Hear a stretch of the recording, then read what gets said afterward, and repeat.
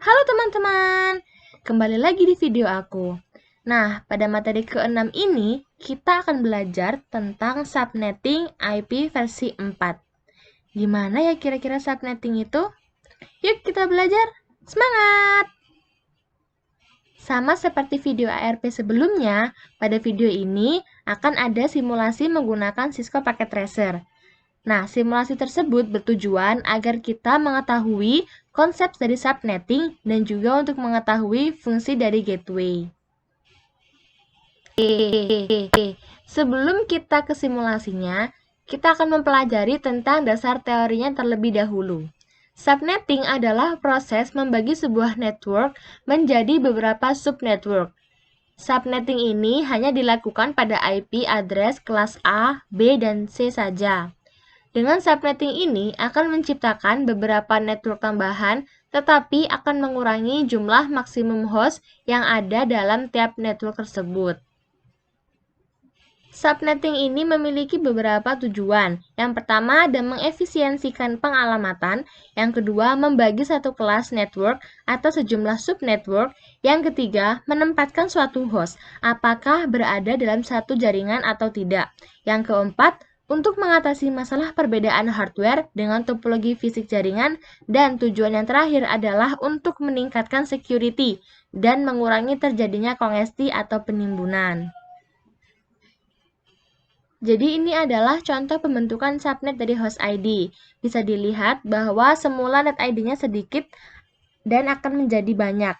Hal tersebut dikarenakan host ID dipecah menjadi beberapa bagian, yaitu subnet ID dan juga host ID, sehingga menyebabkan net ID-nya akan menjadi lebih banyak, sementara host ID semakin lebih sedikit. Oke, di sini ada perhitungan subnetting dengan graf dan tabel. Diketahui IP-nya 192.168.1.10/26. Nah, karena /26, sehingga kita pakai tabel yang ketiga. Lalu netmask-nya adalah 255.255.255.192. 192 didapat dari 256 main total IP atau 64. Lalu untuk networknya 192.168.1.0 karena di sini 10 itu masuk ke dalam kategori yang pertama, dimulai dari angka 0. Sehingga broadcast-nya juga diketahui 192.168.1.63 karena 63 itu adalah angka terakhirnya. Angka terakhir pada kelompok atau golongan yang pertama. IP subnetnya menjadi 4 buah network, jumlah IP-nya 64 host, 64 didapat dari jumlah 0 hingga 63. Untuk disable IP, 62 didapat dari jumlah IP yaitu 64 dikurangi network plus broadcast. Karena network plus broadcast ini tidak bisa dipakai, sehingga dikurangi 2. Sedangkan block range-nya 192.168.1.0 sampai 192.168.1.63. Lanjut, di sini ada tabel subnetting kelas C. Ada /24, /25, /26, hingga seterusnya.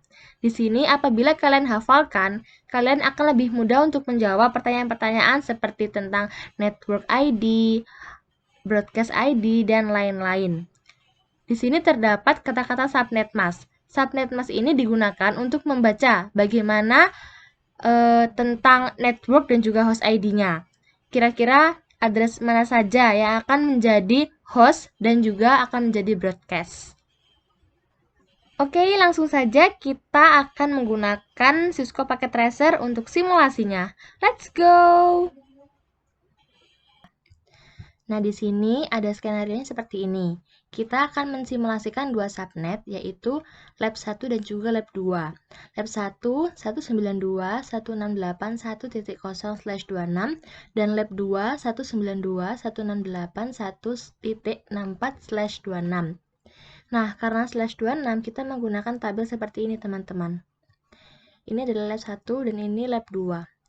Dan untuk skema jaringannya kan kita bentuk seperti ini. Di sini ada 6 PC, 2 switch, dan juga 1 router. Kita langsung saja buat skema jaringannya. Kita ambil 6 PC. PC1, PC2, PC3, PC4, PC5,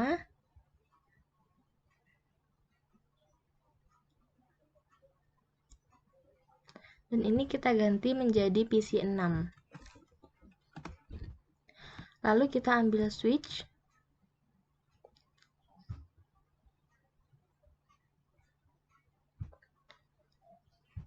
Switchnya 2 ya. Yang ini kita ganti menjadi switch 2. Lalu kita ambil router, taruh sini. Nah, setelah itu kita hubungkan menggunakan ini dari PC1 ke switch. Lalu PC2 juga ke switch 1, PC3 ke switch 1, PC4 ke switch 2, PC5 ke switch 2, PC6 ke switch 2, dan switchnya kita sambungkan ke router. Oke, setelah kita membuat seperti ini, kita akan langsung masuk ke tahap selanjutnya. Di sini kita akan memberikan IP masing-masing. Untuk PC1, PC2, dan PC3 ini IP-nya seperti ini. 1, 2, 3, dan PC4, 5, 6, 65, 66, 67. Ini 65 kenapa teman-teman? Nah, saya jelaskan ya. 65 karena itu adalah lab 2. Lab 2 dimulai dari 64, tetapi 64 ini adalah network ID, sehingga tidak bisa dipakai. Untuk memulainya, harus memakai usable ID yang pertama, yaitu 65. Seperti itu teman-teman. Dan di sini juga ada gateway-nya masing-masing. PC1, PC2 ada gateway-nya yaitu 62, sedangkan PC4 126. Untuk PC yang lain tidak ada gateway-nya. Kita akan isi saja ke PC1. Kita akan isi IP-nya dan juga gateway. Kita ke desktop, IP configuration. Kita ketikkan 1.1. Subnet masknya kita belakangnya 192 karena dia /26 sehingga subnet masknya 255 255 255.192 ya teman-teman. Di sini gateway-nya 192 168 1.62. Setelah itu kita isi PC2. Sama caranya, kita isikan IP address-nya 2, subnet masknya juga sama. Di PC2 juga ada gateway-nya. Kita isikan gateway-nya. Seperti ini. Lalu kita juga isi PC yang ketiga. Kita isi IP address-nya. Subnet masknya juga. Default gateway-nya nggak usah karena di PC3 tidak ada gateway-nya. Untuk PC4 juga demikian, kita isi, kita klik desktop, IP configuration 192.168.1.65 ya teman-teman. Subnet masknya 192, default gateway-nya ada 192.168.1.126. 126. Seperti ini.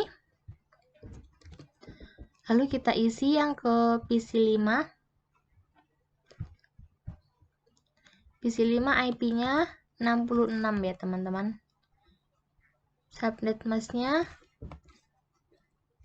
seperti ini.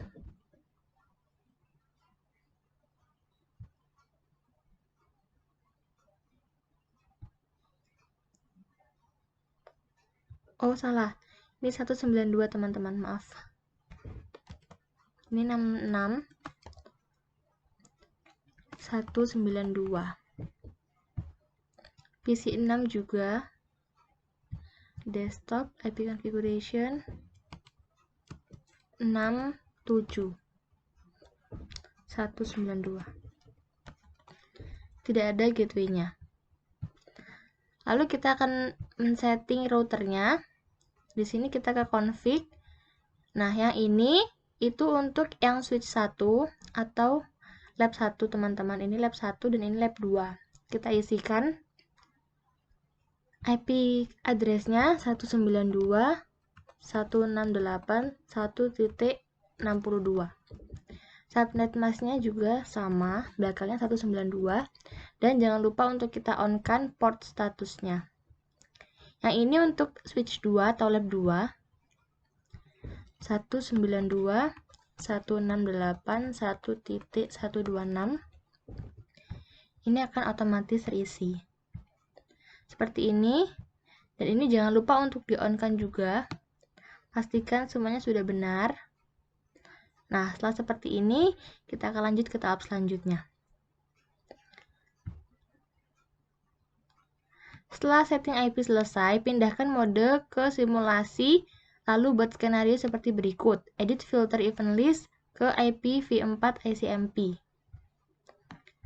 Kita edit, awalnya kan real time menjadi simulation. Kita klik. Lalu kita ke event list. Dan kita show all atau none dulu, lalu kita edit filternya. Kita centang yang ICMP, kita silang. Setelah itu, kita akan lanjut. Kirimkan paket simple PDU dari PC 1 ke PC 3, lalu amati jalannya PDU ICMP-nya. PC 1 ke PC 3 ya. Ini PDU-nya, PC 1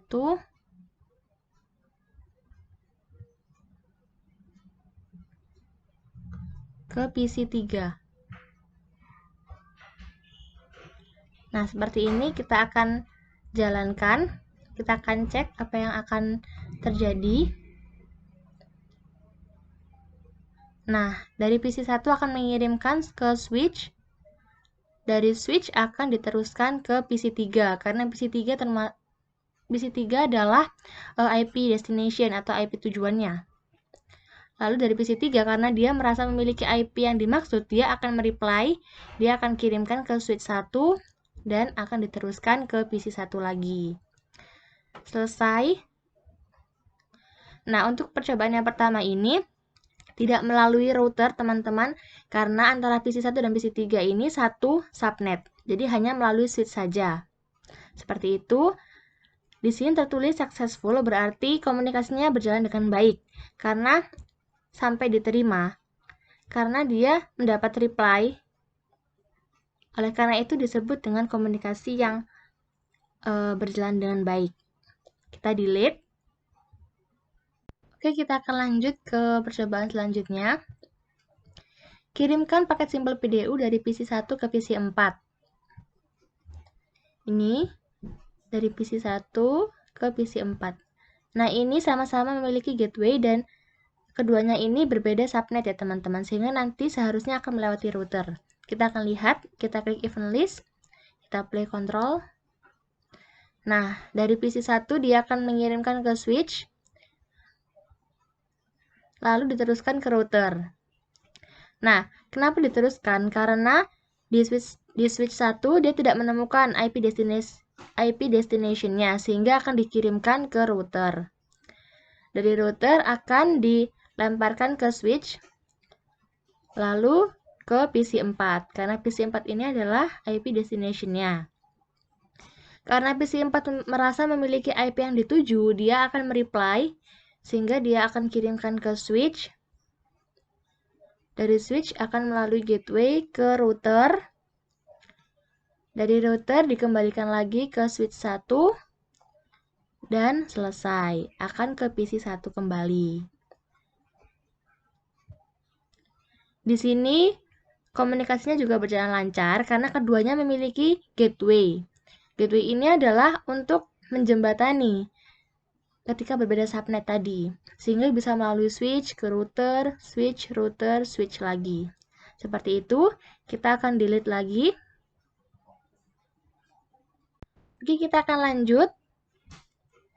Di sini kita akan kirimkan paket simple PDU dari PC 2 ke PC 5. Kita klik, PDU dari PC 2 ke PC 5. Kita lihat ya.